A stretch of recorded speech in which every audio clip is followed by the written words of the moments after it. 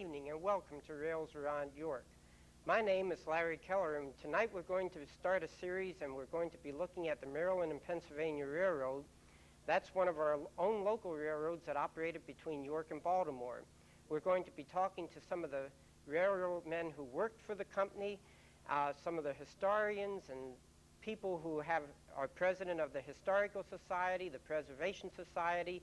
We'll be looking at old movies of the railroad, some slides of the railroad, and in general we'll just enjoy ourselves looking at the Maryland and Pennsylvania Railroad as it was and also as it is today. Way out east in Columbia, across the river, across the Susquehanna River, and I came here tonight at no little expense. But I guess I'm kind of a veteran, having been on the York Railways program. Well, I've been interested in Maryland and Pennsylvania for many, many years. I'm a member of the Lancaster chapter of the National Railway Historical Society and on the board of the Railroad Museum at Strasburg. And over the years, I've collected railroadiana, timetables, tickets, passes, anything that I could get into my house, except locomotives, a thing of that sort. But one of my first memories of the M&P when I was very small, I guess I was with my parents and we were going east on Market Street and the train was there, and I remember a conductor with a long beard. And then later on, as I grew older, a lot of rail fans, we would take rides on the M&P, and the M&P was one of the most beautiful rides, a scenic ride you could imagine.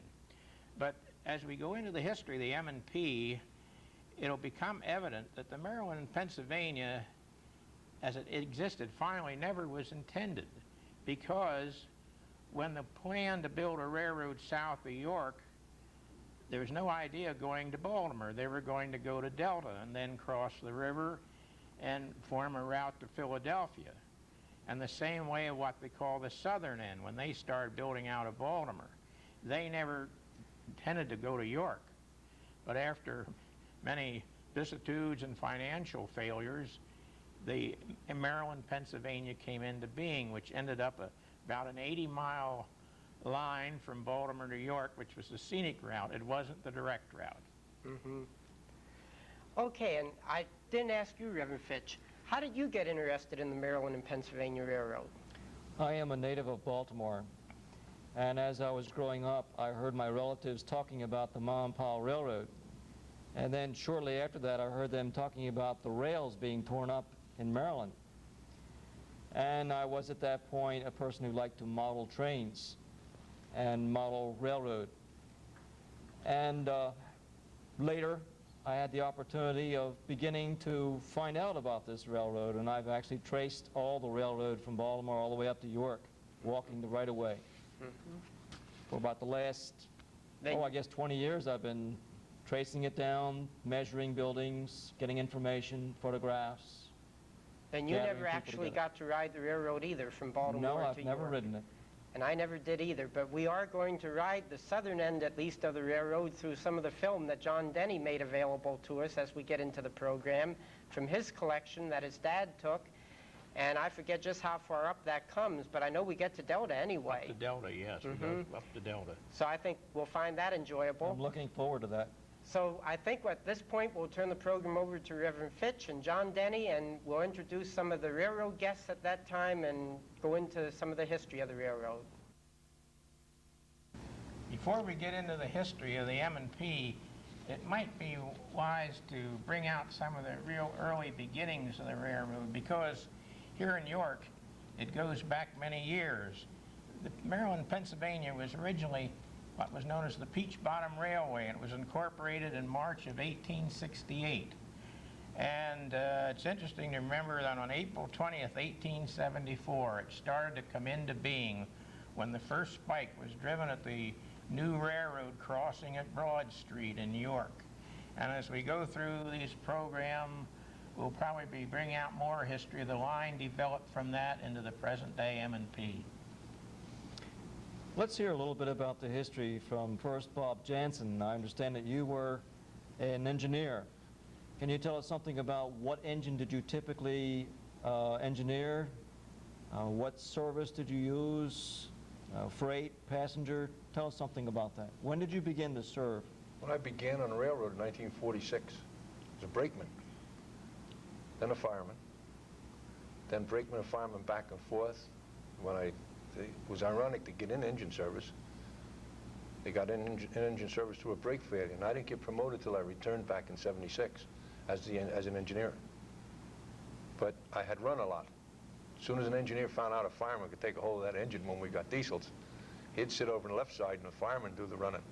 And there was where the experience came from. So you were a fireman, but really an engineer of many opportunities. Oh, yes. Oh, yes. Some of the biggest thrills in the world. If you're familiar with the territory, coming down the Yo Hill, the first day I ran for this Baltimore engineer, rest his soul, he's a fine gentleman, I didn't want to take it down the hill. We had quite a load on. We had over 30 cars, and the biggest portion of them were slate granules. They were pretty heavy. And that was one of the steepest grades, too, wasn't it? It was a steep grade on at Yo Hill. And I just prior to that, I came out of Red Line with that train, and I made an air reduction, and the brakes weren't holding the way I thought they should have, coming past the chair company. I said, what do I do now? And he says, don't ask me, you're the engineer, and I put it in emergency. And we had a junction switch that went into Dallastown. And if you get stuck there, you could do it with a steam engine, go back and forth, you get away from the switch points. It was always set for Dallastown. But if you did it with a diesel, you had to stop and reverse. You couldn't reverse in motion. And I sweat a quart of blood. 1 foot away from the switch points, the train stopped. Oh. And so it was safe. So I took it, started down the hill, and I got up, stand there. I had my hand on the brake, one of the brake levers, and I was getting ready to get over and sit in my seat. And he says, where are you going? He says, you take her down that hill. I said, she's going by herself. You take her down. I was numb. I was almost numb to go down that hill to that Yo crossing. There was a crossing at the foot of that hill. So did he take it down, or did you? He took it down. He says, you'll pay 2 days from now when we come back the next trip. You're going to be taking her all the way. And that was my biggest thrill, bringing it all the way in New York. Do you recall who that man was? Eddie Jones was his name. Eddie Jones. Rest his soul, yep. He's a fine guy. One of the greatest guys you could run into. Norris, how about you? Tell us something about you. You're an engineer also. When did you start with the company? And well, I started for the company as a brakeman in 1952, and in 1953 they switched me over to a fireman. I had done some firing in between times because they knew I was a fireman, because I had came over from the Western Maryland. And then I was fired numerous of the steam engines that they still had till they finally done away with them. And then in 1957, early, before they abandoned the lower end, I got furloughed. And then I didn't come back until early '76 when the M&P got the line to Hanover on the formation of Conrail. that's a rather long furlough, isn't it? Well, they wanted me to come back in 1965, but I chose not to come back because there wasn't just extra work, and I could see giving up what I had. So I stuck with it, and then when the little railroad I was working on down outside of Washington, called the East Washington, things was getting in bad shape there. They had lost the coal business into the power plant, and I didn't wait around for them to shut the door. And so in the meantime, I seen this about the formation of Conrail going to take place in '76, and the M&P was to get some trackage in York and then also to Hanover, and I approached them they would hire me back as an engineer, and they said sure. That was an exciting time when they acquired some of that Conrail trackage. Yeah. The Mom Pa was really Especially expanding. when they sent you out on a piece of railroad you had never been on That's before. right. I know that one night that I went down to Walkersville to relieve the crew, and I had to run from Walkersville back to York after night on a piece of railroad I had never been on before. That must have been exciting. It's a good thing that I had good and bright headlights on that diesel so I could see the track in front of me, where it was up or down. So you didn't even know if the grade was going to be up or the grade was going to be down. Well, I could tell what was coming at me, and I just governed by that. Took it easy. Yeah. And then I retired 3.5 years ago. Took an early retirement, decided to get out of it. Tell us some more of your interesting stories that the two of you have. Tell us about your favorite engines. And the steam, Yes. 43. This was a steamer. What was that, a consolidation? What was that? Yeah. That's a consolidation, Yeah. right? It was a 280, right? 280. Yeah. I believe it was a 280. That was my favorite engine. You have a picture of it there. Oh, yes. Oh, yes. That was my sweetie. I You was, might want to turn it around so we all can see it for a yes, you second. could get a look at it and catch it on camera. Yeah, I fired that engine numerous times. And that 42 was similar to it on as far as being a superheater went. But this was the best. If the coal was right, How was it the best? 43 was the best. For steam and making steam, it was the easiest and the best. You know, you talk about your steam And engines. free steamers. Yep, this was a beautiful engine to work on. You got, if it was right and the coal was right, I always used to say you could fire it with a soup spoon because the water went in and was preheated. The engineer couldn't murder you with cold water on top of a nice hot load of steam. He had to put warm water in. He could open up I think he had a cold water injector on the bottom of that, on his one lever. I believe he might have had cold water. Yeah, they had a cold water injector on them. The engineer that I always managed to catch with this one was Coley Jones. Now, Coley Jones was like a legend on that railroad. Tell us about him. They used to call him a fireman killer. A Oh, yeah. fireman killer. Oh, yeah. Because, you see, there's a trick to working it. As Norris can affirm this. There was a trick to working a fire in a steam engine. The engineer had what they call a bar. And I always look back at it over the years. This bar was like when the higher you bring it up towards center, you're getting like you'd be on an overdrive in an automobile. You could run it better on less fuel and less steam. The lower down he put it, the harder it worked. And of course, as it worked harder, it would burn the coal better because it was a forced draft. Every quarter turn was an exhaust to force that draft up. And when that happened, while your fire was working, burning everything in sight, including the steel if it wanted to.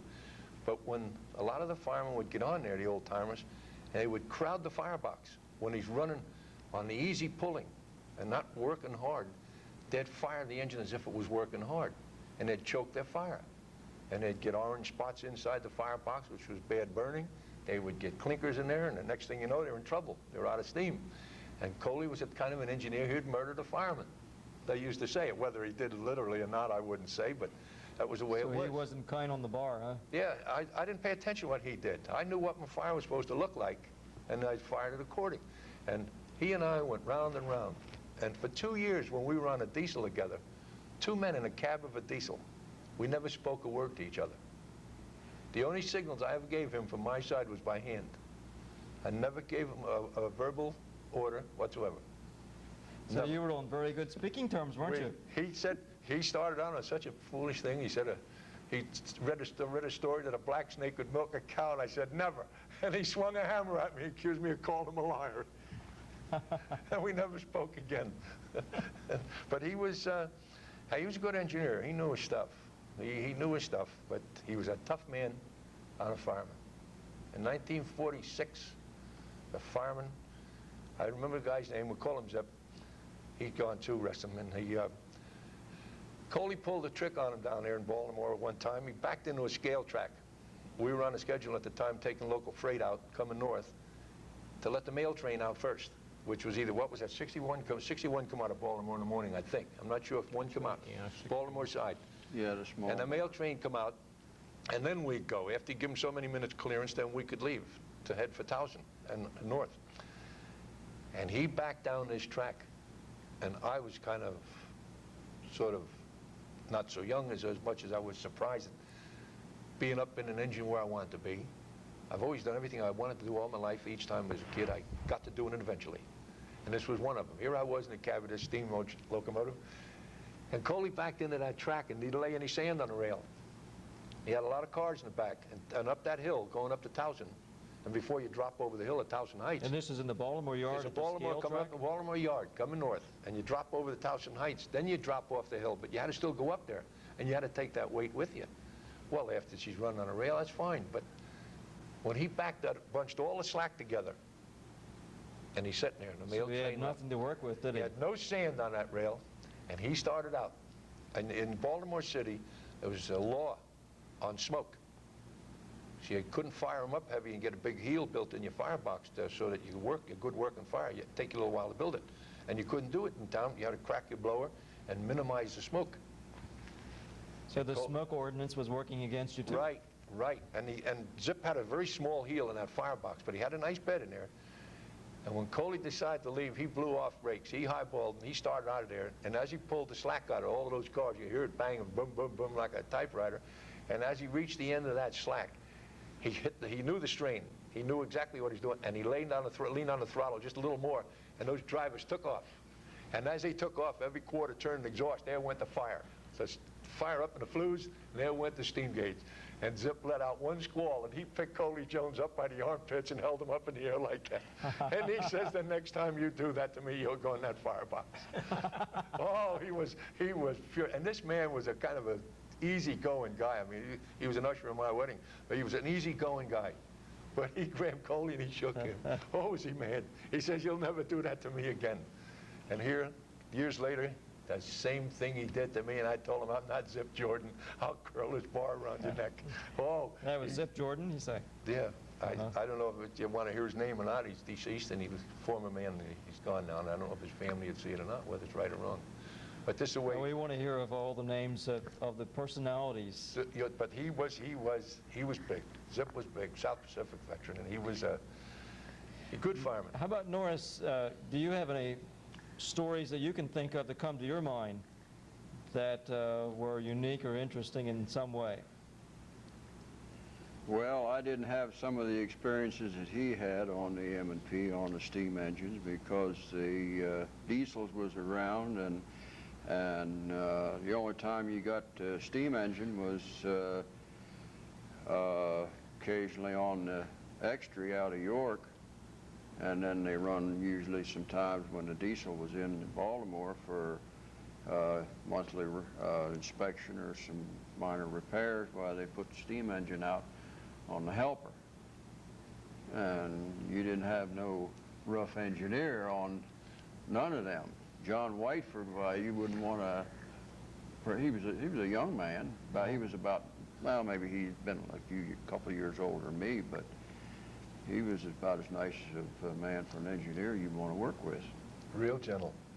But that was in the diesel. That was in the diesel age, though, right? Yeah, because the steam was phased out. The 41 was the last steam engine they had. I fired her on her last run from York down to Minefield, and then the Baltimore crew switched with us, and we brought the diesel in their train back to York. And that was the last she was out on the road, and that was November 1956. And a Gazette and Daily newspaper photographer rode along with us that day, and I've got a copy of the... That must have been a sad day. Yeah, I think everybody along the railroad must have knew that it was the last go-around. Were there a lot of people out waving? Were they? Oh, yeah.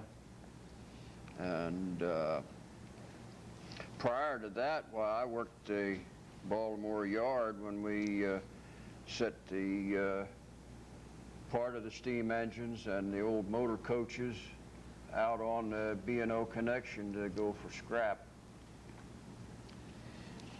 So you were the hostler, in a sense? I did some hostling, yeah, on extra work, but then I was mainly just a fireman. Sometimes they'd ask me to, if they run out of a brakeman, why they'd ask me if I'd brake a day.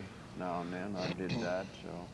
Sounds like the Mom Pa used its men in many different ways. Yeah.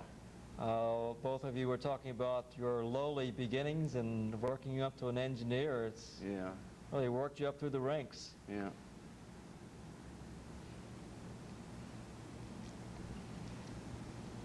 So, John, I'm sure you've seen a lot of these engines in your pictures. And Well, a ride on one of the M&P passenger trains was always quite an adventure, and they mentioned a motor car. That's motor car 61, and that usually was on the afternoon run from Yorktown to Baltimore.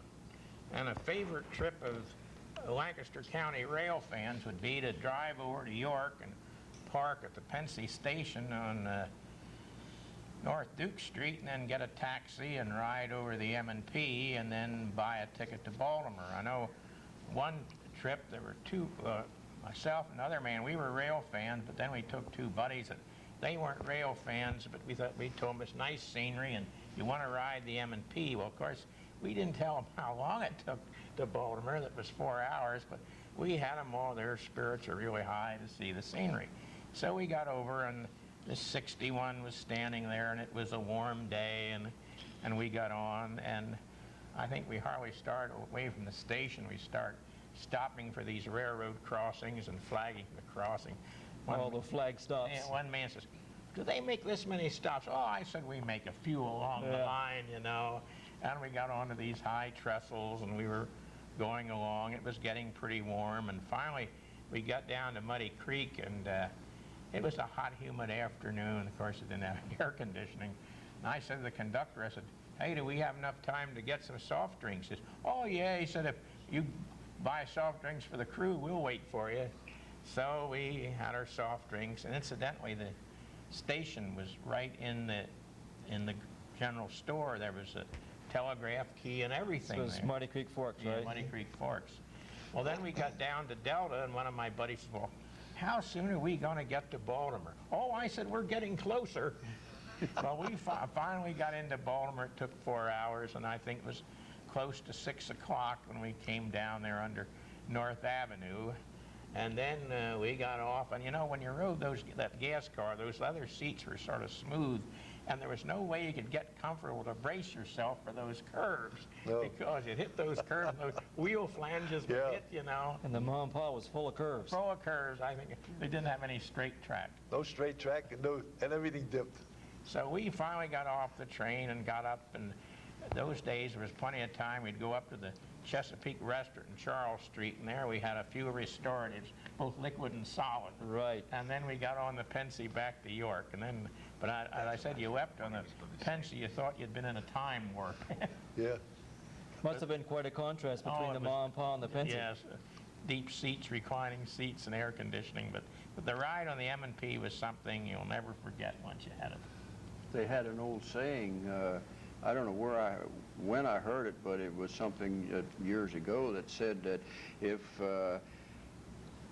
they hit a curve and it throws you over, just stay there. They'll get another one to straighten you back up.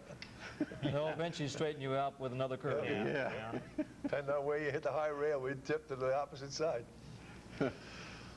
Were the curves really elevated that much? Yeah, you'd get your high rail come around your curves.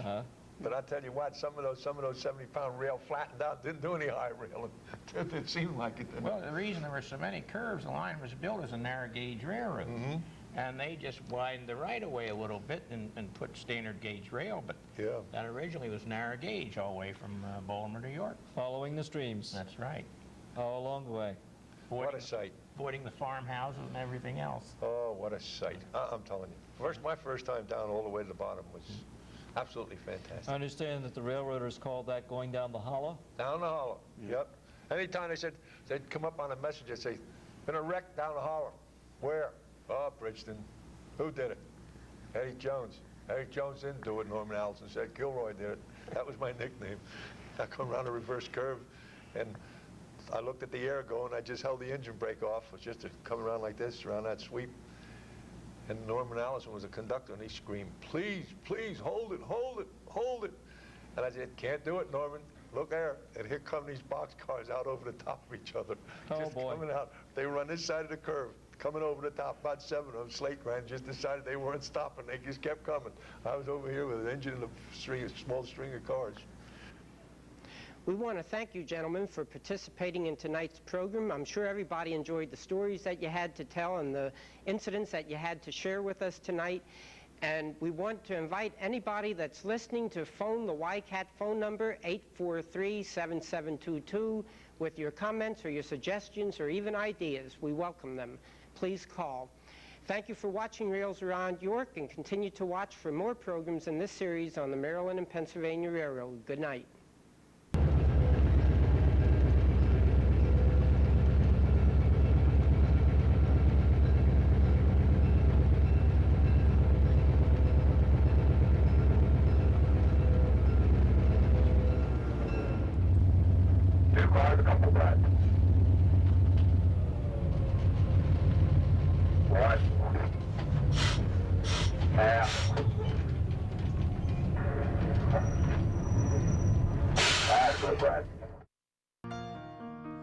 We would like to invite you to Bible Baptist Church on the Susquehanna Trail. It's a place to belong, a place to grow, a place to enjoy, a place to be loved. At Bible Baptist Church, there are relevant, helpful Bible messages. Learn what the Bible means and why it is so important for your life. There's refreshing music, uplifting, Christ-honoring songs that will encourage your heart. Family, friends, and fun. A church family of friends that really loves each other. Loving child care and classes. A fun, clean, and memorable experience for your children. The following is a personal word from Pastor Trout. You know, one of the mottos we have here at our church is a family to be loved. And let me invite you to join us some Sunday. We'd love to have you come over and be a part of our services with us.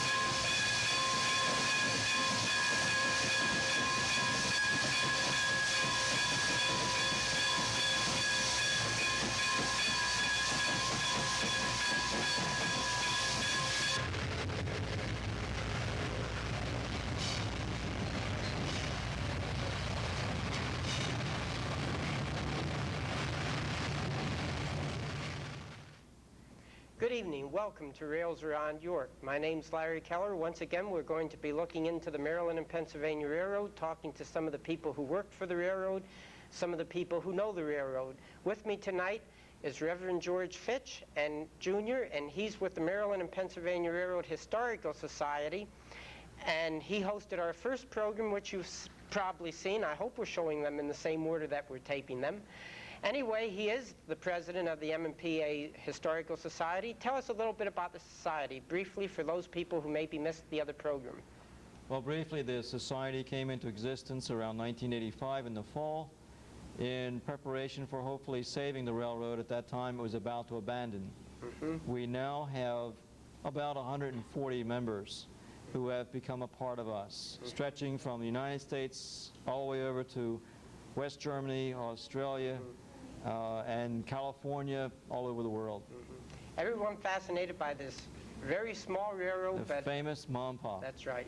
And also with us tonight again is Mr. John Denny Jr. from Columbia, and his interest is in the Maryland and Pennsylvania Railroad tonight, and he's going to be sharing some of the history. And I see you have a lot of things here with you, John. Anything you can share with us before we bring on the guests? I'm glad to be here tonight.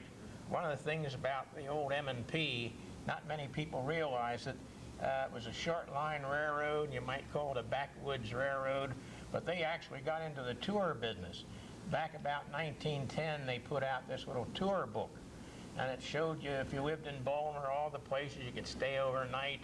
It was before the days of bed and breakfast, but you stayed at these boarding houses and small hotels along the line, Bel Air and Falston and Delta, and where you could rent carriages and horses and teams to ride out through the countryside. And that was their, their first approach to tourism. That was long before the, what we call rail fans, discovered the railroad. And M&P was just known everywhere. I've been out in Colorado and California and met fans, and I say, well, I'm from eastern Pennsylvania. Say, oh, you know where the M&P is? That was sort of a really, you know, that's one thing they related to. In fact, many of them knew more about the M&P than they did the Pennsylvania. Well, that's what we're here to look into tonight. So at this time, we'll turn the program over to John Denny and Reverend George Fitch, and we'll bring on some of the guests to talk about the Maryland and Pennsylvania Railroad. Thank you, Larry. It's always a delight to meet new people that are connected with the history of the Ma and Pa. And tonight we have two people who are, you might say, more past and more recent in contrast one to the other. Carl Seitz is a person who's been with the railroad through many years in many different capacities, And Carl, would you tell us how you began with the railroad and some of your positions with the railroad? It was 1932. I had graduated from high school, and of course we were in the beginning of the Depression, and work wasn't too plentiful, so I had an uncle who was the agent and the telegraph operator at Felton, Pennsylvania, and he asked me whether I wanted to learn telegraphy. And I said, well, that sounds interesting to me. So he said, I'll teach you. It won't cost you a thing. The only thing I ask from you is that if I have to be absent someday, that you would substitute for me. So he began the program of instruction with me. And the program of instruction took approximately a year and a half. It's a little difficult as you start to discern between dots and dashes, because the sounder, when you press the key, the sounder makes two sounds, going down and coming up.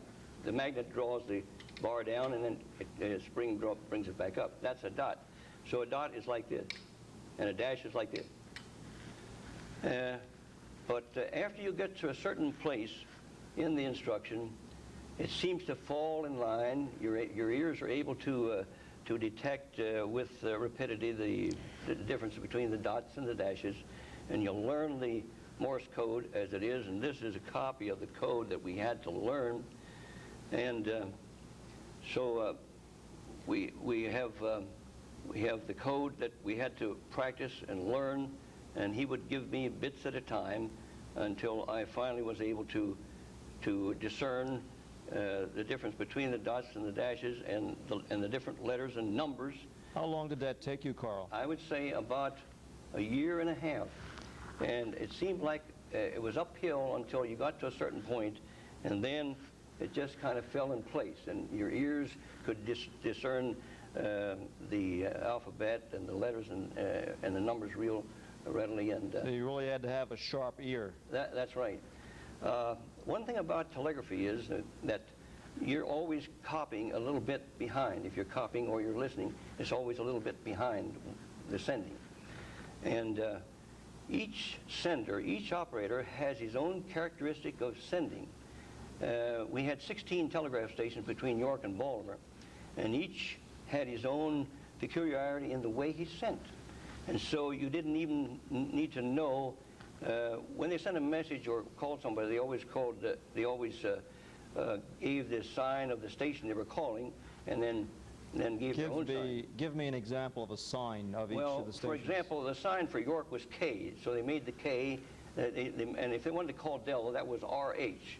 So they telegraphed RH several times, and then gave their own sign and waited for somebody to answer. And you didn't even have to hear that after you learned, after you were practicing for a while, to know who was sending from where it came from. So you could tell in the way that it was sent. Yes, yes. Just like people have differences in their expressions and the way of talking, you could tell it. That was very interesting. So I did some substitute work in the beginning. If somebody, let's say at Muddy Creek Forks or Yo or York or any other station, Dallastown would want to go away, they would send me there because I was not yet permanently assigned. So did you get to all the stations along the line eventually? During my course, and during the course, I would say from 1930, I began a regular assignment in October the 7th, 1936, and for the next 2 or 3 years, I was called upon to substitute at the various stations, and I substituted at every telegraph station from York to Baltimore during that time, including a week as chief dispatcher. Were there any unique characteristics of any of the stations that stand out in your mind in terms of the equipment that you used? Well, really not the equipment that you used, but of course, when you served as an agent and operator, you were responsible for handling the express and the freight, and so every station had its own method of doing things, and so it was just like walking into a strange factory, a strange home, or what have you. You had to acclimate yourself to the station, and it took you just a little time to do that. So there were variations in railroad practice among the different stations. Yes, there were. That's right. And Now tell us what other positions you were with the railroad. well, I was assigned permanently to Delta, as I said, in October of 1936. And in May of 1940, I was assigned as the agent and telegraph operator at Falston, Maryland. And then shortly thereafter, World War I broke out, World War II broke out, and I figured that sooner or later I am going to be called. So I thought I'd like to get in the Signal Corps since I had telegraph. And so in March the 5th, 42, I of course previously had told the office at Baltimore that I was intending to enlist in the service. And so on March the 5th, 1942, I went into the service, but I enlisted in, and I wanted to get in the Signal Corps, but in 5 days I was in the tank destroyer outfit. But I went into communications thereafter, so that helped out anyway. So you ended up in a tank instead of signaling, huh? Well, in a half-track, you know, or Jeep. We also have with us tonight Brad Haynes, and we'd like to hear some more from you, Brad, about your relationship with the railroad. When did you come on to the railroad, the Mom Pa, and tell us something of the positions you've had. Well, I hired on the M&P in 1976 as brakeman. They hired about 5 of us at that time, just prior to the takeover of the new branches and prior to formation of Conrail. Shortly I became conductor, and several years later, when the opportunity arose, I qualified as an engineer. And fortunately, I had the opportunity to operate the old M&P to Whiteford and to Peach Bottom, plus the new lines down to Walkersville and out to Hyde. So it was really nice that way. So the only part that you have not been on is from Whiteford south to Baltimore. Yeah, that was long gone by the time I hired on. But it sounds like you've had a very wide range of positions and responsibilities. Well, yeah, yeah. It was yeah, a lot of responsibility, I'd say, as conductor mostly. So you were primarily a conductor? Brakeman at first, and then I called on as conductor for quite a few years for conductor jobs. And then things started going bad, and I got bumped back, and well, you know how that goes. And so now my regular job today is a brakeman, bid job, and they run a second crew about twice a week, and I'm able to bump in conductor on that. And should anybody take off, sometimes I can bump into an engineer's job. Now we also run Sundays, coal trains, up to P.H. Gladfelder's in Spring Grove, and I'm able to bump into an engineer's job on that. And that's quite a bit different from anything that the M&P was used to. We're running 120-car coal trains rather than 10 or 15 cars. That's quite a contrast. Yeah, it really is. And we've had, I think, about 30 of them scheduled this year. So we're doing really well with those. What advantages there in bumping, as you were talking about? Can you explain that practice? Bumping, that's where, like, if you're a junior man and a senior man wants your job, and he can bump you out of it and take it away from you. Or, be in my position, I could bump a junior man out of a job should the opportunity arise if I think it's a better job than what I have. It's to try to get better yourself, get more money, you know. And that always helps. Yeah, definitely. Brad, have you had any interesting episodes that you can recall about being on the Mom Pa, either the original Pennsylvania division or since then? Well, yeah, quite a few. Especially going towards Delta. It was unfortunate by the time I got on the line, the track was getting in pretty bad shape, and we were derailing constantly. And one of the bigger derailments I recall, we had derailed 7 cars of potash down in the hollow. And in the hollow? Yeah. What's the hollow? Muddy Creek Hollow, down Muddy Creek Hollow. Okay. Near a place called Double Bridge, so the conductor told me. And it was hot, and they got a few cars re-railed, but they had to unload the others. And the poor trackmen, they had to build a bridge from one car to the next on the embankment, and then wheelbarrow the potash from one car to the next. And it was miserable hot. That must have taken quite a bit of time. About a week. Took about a week to get the whole job done. So that was a long time for that train to come out of the hollow. Yes, it was. Yes, it was. And we've had quite a few derailments. The one trip to Delta we took 2 days for round trip. We derailed 3 times going down. We got relieved at Delta. Put another crew on. They derailed twice coming back to York. Never did get the train back to York.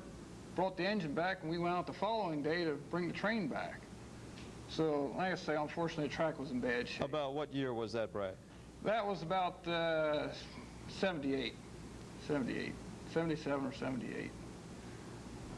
Now, the line towards Hanover, that was in good shape. Didn't have too many problems over there. So you had to take it very slow down through the hollow. Yeah. It was just deteriorating. They weren't replacing ties. I guess the business really wasn't there for them. It was seasonal. And what did you mostly carry up and down the line?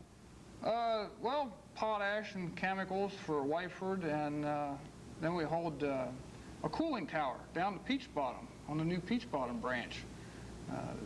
The atomic plant down there was putting in a new cooling tower, and we hauled lumber and big steel pipes and collars and stuff down there to them. It was kind of interesting. The branch that they built from Slate Hill down to Peach Bottom was in really better shape than what the line was to get there. Almost class 1, huh? Yeah, it was really heavy rail, good ties. It was really nice down there. It followed pretty near the original branch to Peach Bottom, but it was a little higher grade and a little sharper curving. I understand that it followed pretty close to the old narrow gauge to Peach Bottom.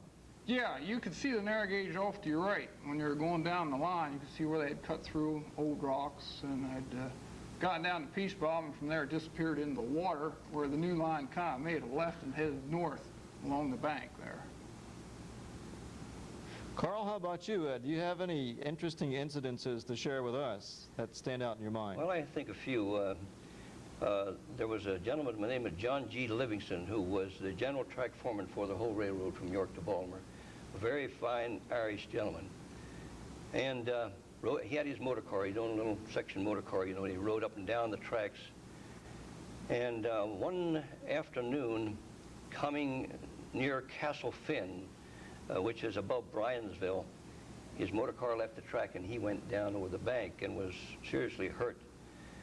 So the word got to Delta Station. I went along with somebody else on a motor car. We got him down to Delta Station. They called an ambulance out of Baltimore, and I accompanied him to a hospital in Baltimore. It's an incident that stands out pretty well, because not long after that, I don't know whether he ever got out of the hospital. He died, and we lost him. So he did not survive that? No, he was a fine gentleman.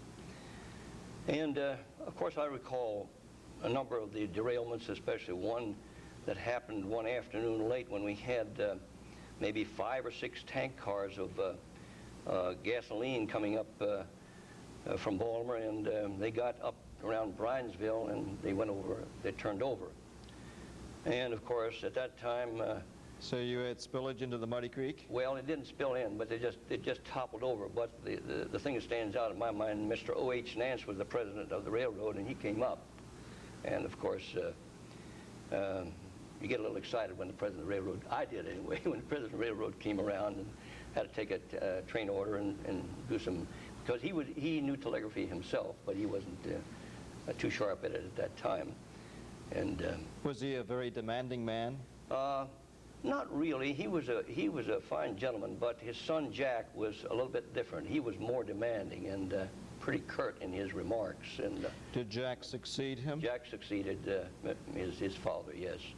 I attended Mr. Nance's funeral, and Jack succeeded his father. And he would ride over the M&P when his motor car 100 or 101 and come in and frequently, every so often, you know, he'd come up the track to see how things are going. So Mr. Nance was a true railroad man. He was a fellow who was very conservative. I started at Delta at the fabulous sum of $60 a month. At that How did you time, manage to spend all that, Carl? Well, I spent half of it for board and room, $1 a day. Oh, gee. So after I had been there maybe 6 months, I said, hey, I'm not saving anything. You know, I wrote him a letter, And he wrote me a rather curt reply back, you know, and of course didn't agree that I should get an increase in salary. So I thought about this, and I let it go a while, and I thought the only way I'm going to get anywhere is to get the union on the railroad, and which I proceeded to do. I and a gentleman named B.C. Lewis, who had been then operator at the Rocks, Maryland, and who had worked on a railroad in, I believe, in Virginia. He had known something about the telegraphers union at that time, and a fellow who had been an operator at the Rocks, but became the lineman, Jimmy Fox, L.C. Fox. The three of us got together, and we made communication with the Order of Railroad Telegraphers Union, and we got representatives there, and we discussed things with them, and finally we got an appointment with Mr. Nance, and an agreement was reached. And from that time on, of course, conditions were better as far as wages and salary are concerned, and that was the way we got it. So you did become unionized. Yes, we as did. telegraphers. Yes, we did. And I eventually became the local chairman for the Telegraphers Union on the M&P.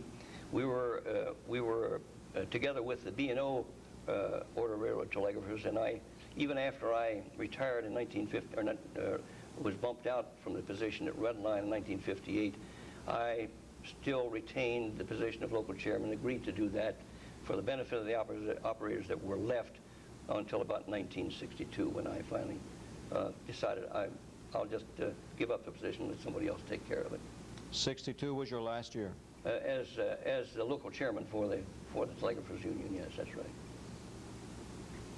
Of course, I went from the railroad, bumped out by Mr. Benson, who was agent at Baltimore, and they closed the Baltimore station, so they combined Red Line and Delta Agency, and Mr. Benson came up, and I was junior to the other gentleman who was in the Red Line station. But fortunately, at the same time, the position of school board secretary, business manager, what have you, opened up. I applied for that and received that job and held that for 12 and a half years, and then became borough manager for 8.5 years, and then retired from that position. So you went from the railroad into civic. That's right. Governmental type work. Yes. You had a good background. Well, a varied one anyway. Does any of this strike you in any particular way, John? Well, incidences that you've heard? Well, speaking of telegraphers, I remember in the Reading Telegraph office in Columbia, we had a guy, I believe some of these men bought their own keys with them, because this guy had a real fast telegraph key. Above. Yeah, and he always had a tobacco can against it. You know, I think that was to make it sound louder, you know. But to amplify it, huh? Yeah, but boy, he could rattle those messages off, you know, and boy, I was always fascinated. That to me was a real mystery, because he had rattled that key off, you know, and I know, he said, well, I said, some of the agents don't like this, because he said, I'm pretty fast, you know. He was ahead of everybody. So it sounds like he had a very distinctive signature. Yes, in the way that he sent. As John says, it was faster, you know, and your ear had to be real sharp to pick it up. I didn't care for it either. They were hot men, though, guys. Yes. Brad, how about you? Did you get into any time when the telegraph was still operating, or was that all gone by that point? Oh, that was all gone before I hired on. You know, we only had telephone. We have radios now. We have a big base set in the office, and we have large radios in the engines. We can communicate with the office from Hanover pretty far, and then we got handsets that each trainman and some of the trackmen carry. We can communicate with one another then.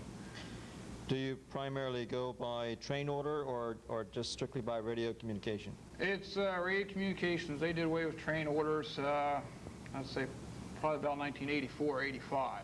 Made the whole railroad yard limits. And, the whole railroad is the yard limit? Yeah. That's interesting. Yeah, that way they get by without train orders. Of course, the railroad's cut back now from what it was when I hired on also. We only operate to Hanover now, and out as far as Hyde, and on the old branch to Delta, it only goes out to Plank Road or Mount Rose Avenue anymore. And we only have one crew, full-time, second crew, a couple days a week, where we used to have about six crews run around there.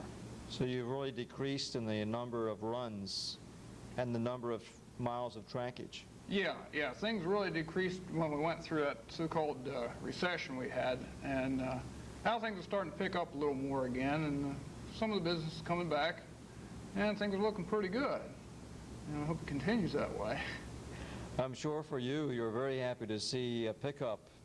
Yeah. Since you are still an active employee. Yeah, definitely. The more business we get, the happier I am. That's great, Brad.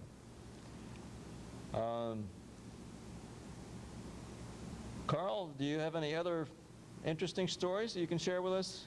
Well, not necessarily stories, but I think experiences. I think Delta, to me, was the most interesting station and place that I worked because of the slate quarries and the marble quarries at Cardiff, Maryland, of course. Did you do both Cardiff as well as the slate quarries from there? At Delta Station, we handled the business out of Cardiff, yes, that's right. And to see, they did a little bit of splitting of slate when I was there, not too much, but a little. But they ground this quarried slate into dust for asphalt filler, and they ground it into granules for roofing, of course. And they'd send out anywhere from 10 to 15 carloads of that stuff, and it's heavy during the day. Now, when they had 700 tons gross, they had to have a helper engine out of York to come down to Felton to help them up over the Red Line Hill, because the sea level grade at Red Line is about 900 feet right at the railroad station. So they always said, well, we can handle 700 tons over the Red Line Hill, but no more. And frequently we would have more than 700 tons. Going south, I think the limit going up Forest Hill was, they considered, and off of Grosses or Sharon Trestle, about 800 tons. They could handle just a little bit, about 100 tons more. Do you know anything about the very beginning of the railroad from Baltimore up to Homeland? Was that a particularly difficult section? When you say the beginning, you mean? From Baltimore to Homeland. I really don't know too much. I understand you had to have helper engines in that section too. That may be so, but I don't remember having any experience with that. Okay. And it was interesting to see, of course, we had what they call a bridge crew to maintain the trestles, you know. And it was interesting to see these fellows repair these and keep these trestles in shape. And fortunately, for the M&P, the marble quarry had a lot of aggregate that was spilled stuff, just dump stuff. So they had dump cars that they would carry out of Cardiff and dump up along the railroad to maintain the roadbed, you know, to keep it. So they used from the slate quarry to maintain fills and... From the marble quarry, yeah, which was real good fill along that creek, you know. Good and solid. Yes. We want to again thank the gentleman for participating in this program. Brad Haynes sort of helped to get the Maryland and Pennsylvania and even Rails Around York started with the cab ride that we did on him about a year and a half ago. And we enjoyed that ride, and the people did. We enjoyed hearing about Mr. Seitz and the telegraph, and I never knew too much about it, but I think I learned a lot about that tonight. And gentlemen, we enjoyed you hosting the program, John Denny and Reverend Fitch. Again, for Rails Around York, this is Larry Keller saying good night.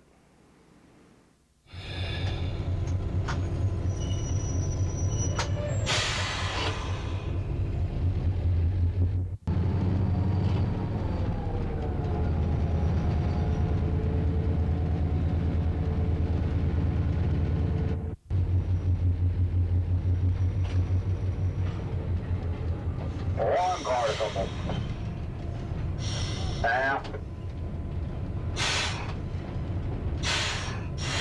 That's good, Brad.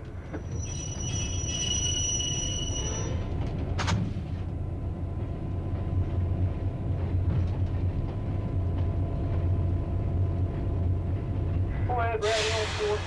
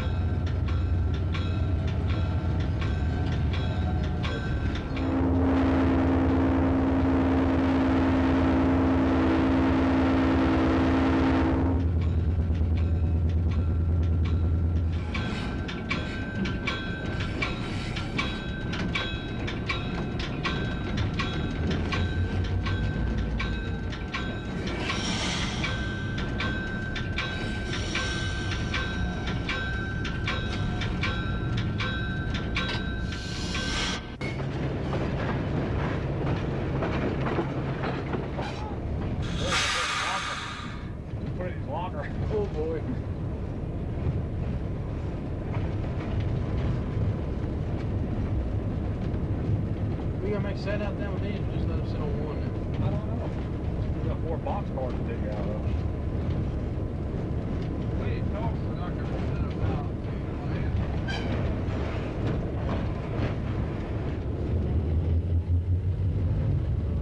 I should have screwed around a little bit more back here.